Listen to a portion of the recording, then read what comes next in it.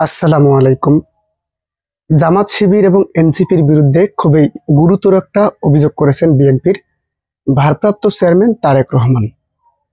তিনি সম্প্রতি অভিযোগ করেছেন যে নির্বাচন চাওয়াটাই যেন একটা বড় অপরাধ। হ্যাঁ, তিনি এমনটা দাবি করেছেন, অভিযোগ করেছেন।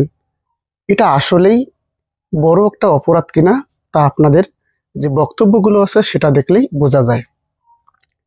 দেখেন, আমির খসরু মাহমুদ চৌধুরী বলেছেন যে 1 মাসেই সংস্কার সম্ভব। এটা কি আদৌ কি সম্ভব? তো এখানে আপনারা যখন এরকম দাবি করবেন তো অবশ্যই তো আপনাদের এরকম দাবির নিচে কমেন্টে আপনাদেরকে উদ্দেশ্য করে তো গালাগালি করবেই, প্লাস হাহারি তো পড়বেই। এটা তো অপরাধ মনে করবে, এটা তো কখনোই সম্ভব না। আবার বলতেছেন যে ডিসেম্বরের আগেই নাকি নির্বাচন সম্ভব। এটা কি সম্ভব? যদিও আপনাদের কাছে সম্ভব, ঠিক আছে, সেপ্টেম্বর অক্টোবরে নাকি নির্বাচন সম্ভব।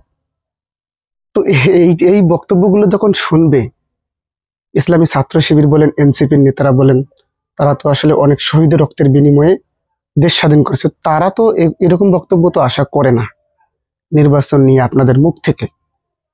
তারেক রহমান উনিও কিন্তু ওনাদের যে ভেরিফাই ফেসবুক পেজ আছে সেখানে কিন্তু নির্বাচন নিয়ে একটা বক্তব্য দিয়েছিলেন, সেখানে হা হা রিয়েক্টের অভাব নেই। এইটাই কিন্তু মূলত নির্বাচন চাওয়াটাই একটা অপরাধ নয়, কিন্তু আপনাদের যে বক্তব্যগুলো আছে, এত দ্রুত নির্বাচন চাচ্ছেন, অভিযোগ আছে যে আওয়ামী লীগের পুনর্বাসনের জন্য আপনারা খুবই দ্রুত নির্বাচন চাচ্ছেন। এবং এনসিপি তো হুঁশিয়ার সংকেত দিয়ে দিছে যে আওয়ামী লীগ নিষিদ্ধ সমাবেশ থেকে। আওয়ামী লীগ নিষিদ্ধ না হওয়া পর্যন্ত বাংলার মাটিতে তারা কোনো নির্বাচন হওয়ার সুযোগ করে দেবেন না। প্রয়োজনে এনসিপির দখলে থাকবে রাজপথ। তারা এরকম হুঁশিয়ারি দিয়েছেন। সেখানে তারেক রহমান এখন বিশেষ করে কিন্তু তারেক রহমান জামাত এবং শিবিরকে উদ্দেশ্য করে কিন্তু এই যে অভিযোগটা তুলেছেন যে বাংলাদেশে এখন নির্বাচন চাওয়াটাই যেন একটা বড় অপরাধ। হ্যাঁ, নির্বাচন চান আপনারা, নির্বাচন তো প্রধান উপদেষ্টা বলেছেন যে ডিসেম্বর থেকে জুনের মধ্যেই দেবে। যদিও আপনারা এই নির্বাচন ইস্যুতে জামাতকে যদি ম্যানেজ না করাতেন, জামাতের আমিরকে যদি ম্যানেজ না করাতেন, তাহলে হয়তো আপনারা কখনোই এই নির্বাচনের দাবিটা তুলতেই পারতেন না। তুললেই আপনারা জনগণ থেকে এক প্রকার খুবই তাড়াতাড়ি নির্মম ভাবে আপনাদের পতন হয়ে যেত। কিন্তু যেহেতু আপনারা জামাতকে নির্বাচন ইস্যুতে ম্যানেজ করাতে পেরেছেন এবং এনসিপিও ম্যানেজ হয়েছে, কিন্তু তারপরেও তারা আওয়ামী লীগের নিষিদ্ধ ছাড়া নির্বাচন হতে দেবেন। এবং আপনারা যতবার নির্বাচন কথা বলেন না কেন, তারা নির্বাচন আসলে চায় না মন থেকে। যদি জামাতকে এক করেছেন, কিন্তু শিবিরের যে নেতা কর্মীরা আছে এবং জামাতের যে নেতা কর্মীরা আছে তারা কিন্তু আসলে কখনোই নির্বাচন চায় না।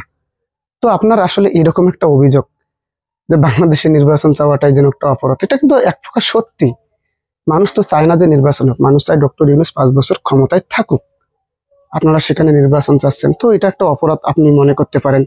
এদিকে আবার এনসিপি আছে, জামাত শিবির আছে, ওদের মত আবার আলাদা, যে আমরা এত তাড়াতাড়ি নির্বাচন চাই না, দেশটা উন্নত হোক, ডক্টর ইউনূস 5 বছর ক্ষমতায় থাকুক, এইরকম তাদের চাওয়া। তো আপনারা আসলে কি চান?